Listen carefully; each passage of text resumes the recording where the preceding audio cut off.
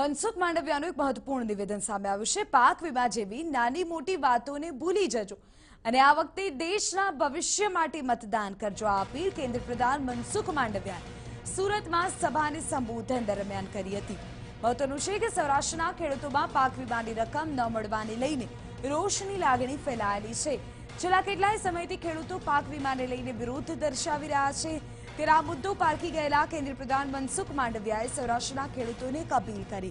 તેમણે કહ્યું કે અમે ખેડૂતો માટે કામ કર્યા છે અને કરતા રહીશું, પરંતુ આ વખતે નાની મોટી વાતો પર ધ્યાન ન આપીને દેશને સુરક્ષિત હાથોમાં સોંપવા મતદાન કરીએ।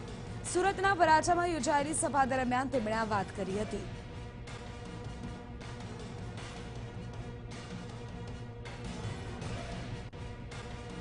સુરતના વરાછામાં મનસુખ માંડવિયાએ સભા દરમિયાન એ વાતનો તો સ્વીકાર કર્યો કે રાજ્યભરમાં ખેડૂતો પાક વીમાના પ્રશ્નોને લઈને સામે આવી રહ્યા છે। જોકે તેમણે પાક વીમાની ક્ષતિઓને દૂર કરવાની બાંહેધરી તો આપી, પરંતુ સાથે એ પણ કહ્યું કે દેશને સુરક્ષિત હાથોમાં આપવા માટે મતદાન કરજો।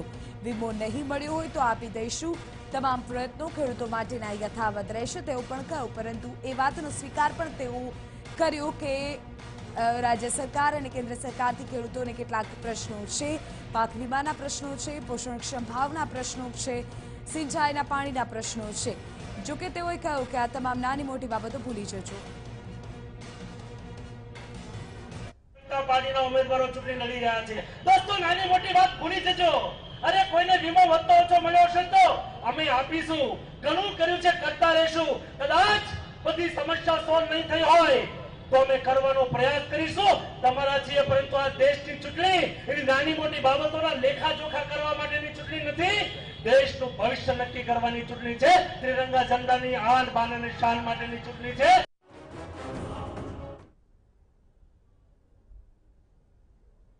મનસુખ માંડવિયાનું જે નિવેદન સામે આવ્યું છે તેને લઈને અત્યારે ચર્ચાઓનો દોર શરૂ થયો છે। અમારા સંવાદદાતાએ તેઓની સાથે વાતચીત કરી આપને સંભળાવીએ।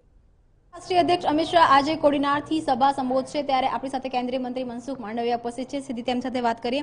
મનસુખભાઈ, કહેવામાં આવે છે કે સૌરાષ્ટ્ર પર જેનો દબદબો હોય છે એનો રાજ્યમાં અને દેશમાં દબદબો હોય છે। ભાજપની શું પરિસ્થિતિ આ વખતે 7 અને 8 બેઠકો પર છે?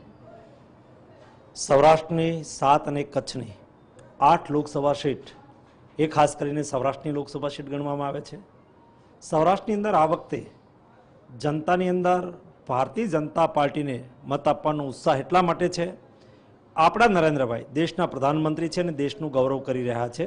વિશ્વ આજે નરેન્દ્રભાઈની નોંધ લઈ રહ્યું છે, ત્યારે ગુજરાતીઓને ગૌરવ હોય સ્વાભાવિક છે। બીજો મુદ્દો નરેન્દ્રભાઈના 55 મહિનાની વિકાસની સિદ્ધિઓનો છે। અમારું સૌરાષ્ટ્ર અને ગુજરાત એ વિકાસને વરેલું રાજ્ય છે, વિકાસની રાજનીતિમાં માને છે।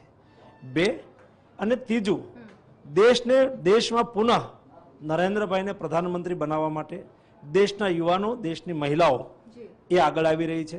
ચૂંટણી પ્રચારની અંદર અમે જોઈએ છીએ ગરીબ વર્ગના લોકો પણ ભારત સરકારની યોજના ગરીબ સુધી પહોંચી છે, એનો ઉત્સાહ છે। એટલે ગરીબ, મધ્યમ વર્ગ, કિસાનો અને મહિલાઓ અને યુવાનો એ આ ચૂંટણીની અંદર થોડા વધારે ઉત્સાહથી એગ્રેસિવ કામ કરી રહ્યા છે। અને આધારે હું કહી શકું, સૌરાષ્ટ્રની 8 સીટ, સૌરાષ્ટ્ર કચ્છની 8 સીટ, ગુજરાતની 26માંથી 26 અને કેન્દ્રની અંદર નરેન્દ્રભાઈ મોદીના નેતૃત્વમાં ભારતીય જનતા પાર્ટીની અને એનડીએની સ્પષ્ટ બહુમતીવાળી સરકાર બનશે। ખેડૂતોની વચ્ચે આપ સતત રહેતા હો છો અને જે કૃષિ વીમા પાકનો જે વિષય છે એ સતત સૌરાષ્ટ્રમાં આવી રહ્યો છે, આપણે સુરતમાં પણ આ મુદ્દે ઉલ્લેખ કરવો પડે તો શું લાગી રહ્યું છે, આ એક પ્રશ્ન ઊભો થશે ચૂંટણી સમયમાં?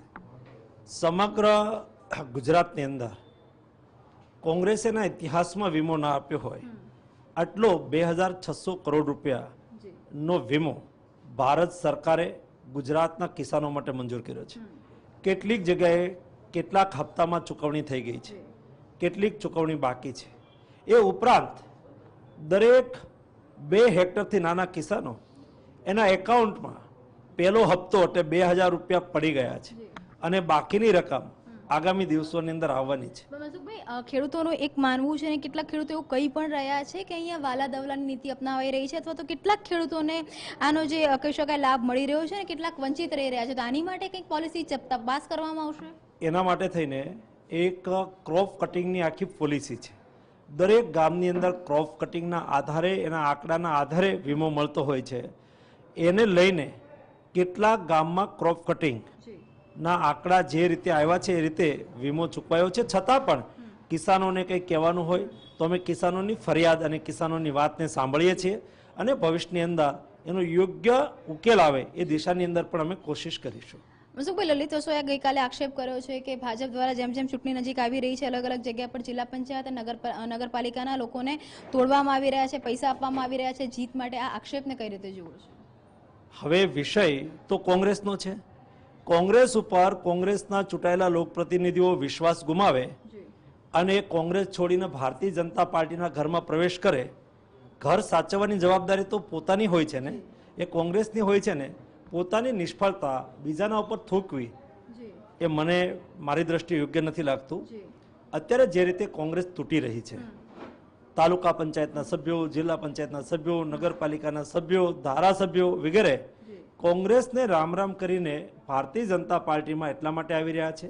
ત્યાં એક પરિવારનું શાસન ચાલે છે, ત્યાં ચૂંટાયેલા લોકપ્રતિનિધિનું માન સન્માન જળવાતું નથી. એનાથી ત્રસ્ત થઈને વિકાસની રાજનીતિના બદલે માત્ર ને માત્ર પરિવારવાદની રાજનીતિ ચાલે છે, નકારાત્મક રાજનીતિ ચાલે છે.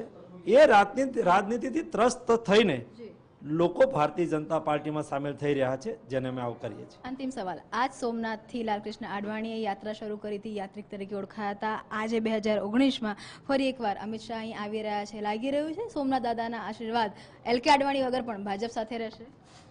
સોમનાથ દાદાના આશીર્વાદ પહેલેથી જ અમારી પાર્ટી, અમારા રાષ્ટ્રીય અધ્યક્ષ અમિતભાઈ શાહ, આદરણીય નરેન્દ્રભાઈની સાથે છે. અમે ધર્મ પ્રત્યે શ્રદ્ધા અને આસ્થા રાખનારા લોકો છીએ. અમે ચૂંટણી આવે માથું ટેકાવીએ એવું નહીં, પણ અમે કાયમ ધાર્મિક સ્થાનો પર અમારી શ્રદ્ધા વ્યક્ત કરતા હોઈએ છીએ. આદરણીય અમારા રાષ્ટ્રીય અધ્યક્ષ અમિતભાઈ પણ સોમનાથ દાદાના દર્શને અવારનવાર આવતા હોય છે. પરમ કૃપાળુ સોમનાથ દાદા પ્રત્યે અમને શ્રદ્ધા છે, જે અમને અમારી શ્રદ્ધા એ કાયમ ફળતી રહી છે અને ફળતી રહેશે. ધન્યવાદ અમે સાથે વાત કરવા માટે. તો આ હતા કેન્દ્રીય મંત્રી મનસુખ માંડવિયા, જેમનું માનવું છે કે દર વખતની જેમ આ વખત પણ તેમને જીત મળશે. બસ ફરક એટલો જ છે આ વખતની ચૂંટણીમાં કે લાલકૃષ્ણ આડવાણી આ વખતે ગુજરાતની ચૂંટણીમાં ક્યાંય નથી. કેમેરામેન ઇમરાન સાથે કિંજલ મિશ્રા, TV9.